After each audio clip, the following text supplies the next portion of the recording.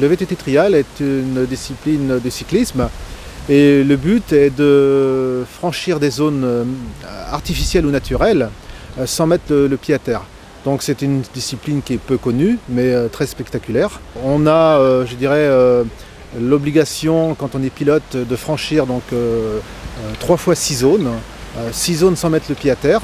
Un pied simple posé à terre, c'est une pénalité. 2 pieds posés à terre en même temps, c'est 5 pénalités. Et à 5 pénalités, on sort de la zone, donc on passe à une zone suivante, sachant qu'on ne peut pas faire plus de 5 pénalités. Alors le temps est chronométré, il y a un temps imparti qui est de 2 minutes 30. Au-delà de 2 minutes 30 à 2 minutes 31, on a une pénalité, à 3 minutes une autre pénalité, jusqu'à 5 pénalités. Et à 5 pénalités, eh bien, on sort de la zone. Il est clair que tout le monde ne peut pas s'improviser trialiste. C'est beaucoup de pratique, un apprentissage. Nos jeunes aujourd'hui qui sont présents, bon nombre d'entre eux pratiquent le VTT trial depuis 7-8 ans. C'est au fil des années qu'ils apprennent, qu'ils acquièrent donc une dextérité. On voit bien que certains pilotes sont beaucoup plus aguerris, vont oser beaucoup plus que d'autres. C'est ce qui fait la différence parce qu'ils travaillent beaucoup la discipline.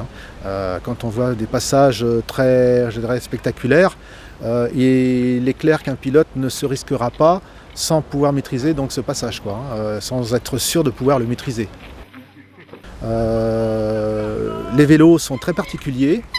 Certains jeunes viennent au trial en pratiquant le trial avec des VTT traditionnels qui modifient, ils changent les roues, mettent des pneus, ils changent les rapports, les vitesses, etc. Pour certains, quand ils arrivent à un certain niveau, s'orientent vers un vélo de compétition VTT trial. Et là, la selle disparaît, les pneus sont beaucoup plus gros, la géométrie du cadre est beaucoup plus, très spécifique. Et automatiquement, il y a des évolutions et une progression fulgurante entre le passage d'un VTT normal et un VTT trial. Je crois qu'on va battre un record. On est à 130 pilotes qui participent aujourd'hui donc à la finale de la Coupe interrégionale. Cette finale aujourd'hui, c'est la 8e manche de cette coupe.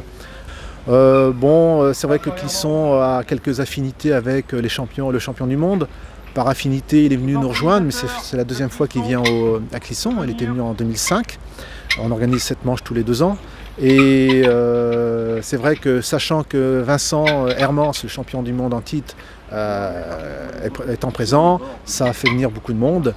Et on a le plaisir de recevoir 8 hors catégorie élite experts. Donc de concourir dans la même manche, dans la même catégorie. Et ça va donner du piquant et un peu d'animation au niveau des zones.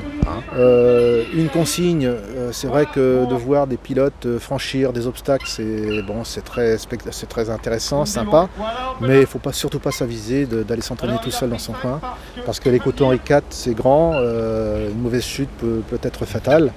Il faut être toujours au moins 2. Ce sont des consignes qu'on passe à nos jeunes.